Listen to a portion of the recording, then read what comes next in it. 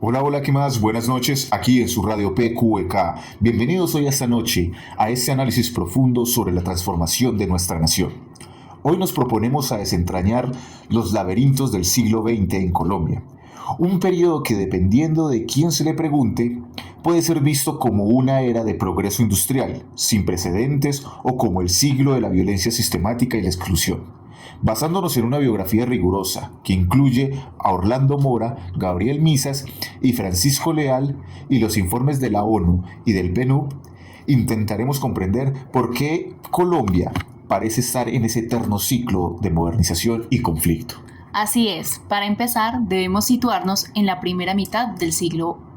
A menudo se piensa que la modernidad llegó a Colombia por decreto, pero autores como España y Sánchez nos demuestran que el proceso fue mucho más orgánico y a la vez desigual. El gran motor fue el café. El auge cafetero no solo trajo divisas, sino que generó lo que los autores llaman capital humano, una clase trabajadora y una burguesía regional que empezó a demandar servicios, educación y, sobre todo, una estructura de Estado que fuera más allá del gamonalismo rural del siglo XIX. Es en este ambiente donde la efervescencia surge de la figura de Alfonso López Pumarejo. El trabajo de Orlando Mora es magistral al analizar sus dos gobiernos. López entendió que si Colombia quería ser una nación moderna, no podía seguir bajo el modelo casi feudal. Su revolución en marcha fue el intento más serio del siglo por institucionalizar la justicia social.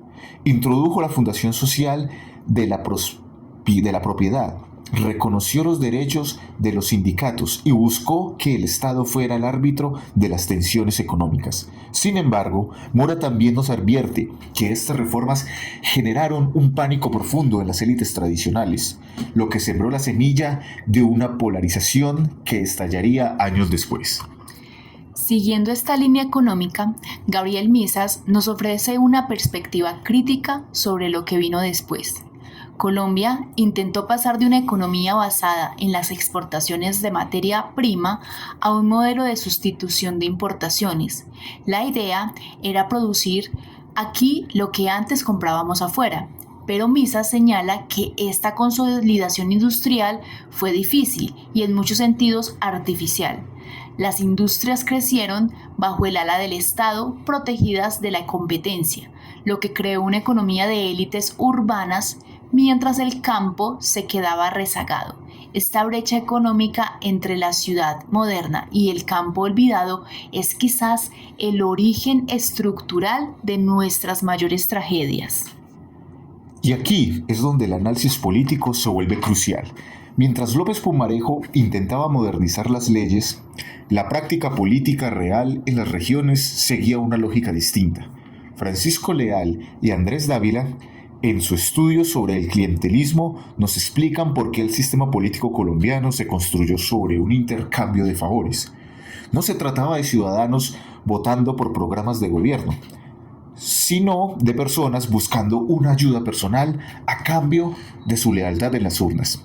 Este clientelismo impidió la formación de una ciudadanía robusta y permitió que las élites regionales mantuvieran el control, bloqueando cualquier reforma que amenazara sus privilegios.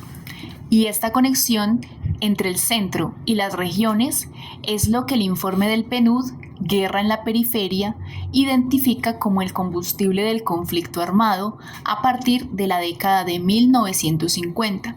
La violencia no surgió de la nada, fue el resultado de la modernización que solo mira hacia adentro, hacia las ciudades principales. En las zonas de frontera, donde el Estado solo era una figura decorativa, el conflicto se convirtió en la forma de resolver las disputas por la tierra.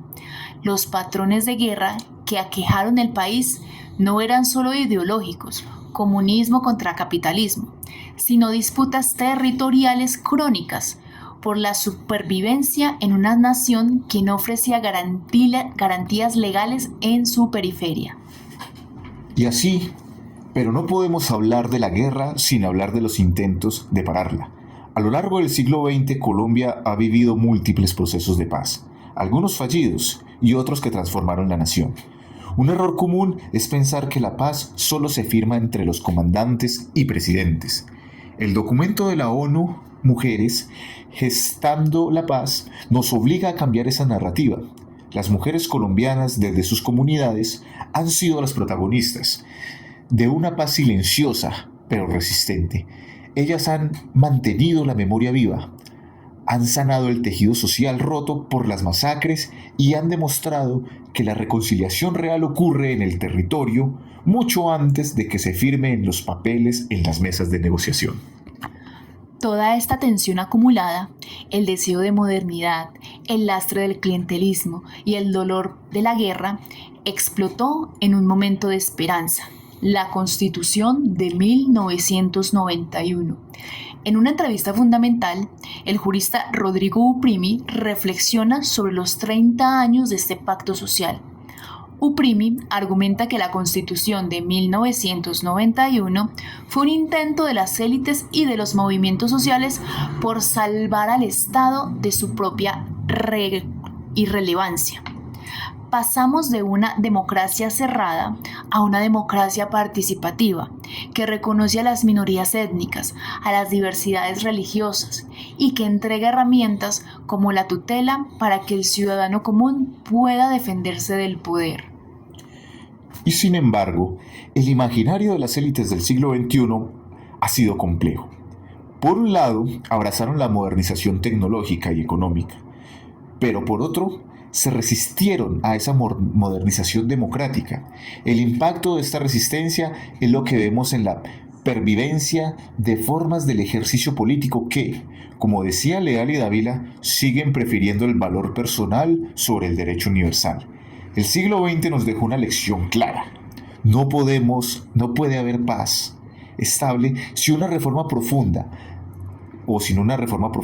de cómo se ejerce el poder en las regiones y sin una integración económica que incluya a esa periferia de la que tanto habla el PNUD.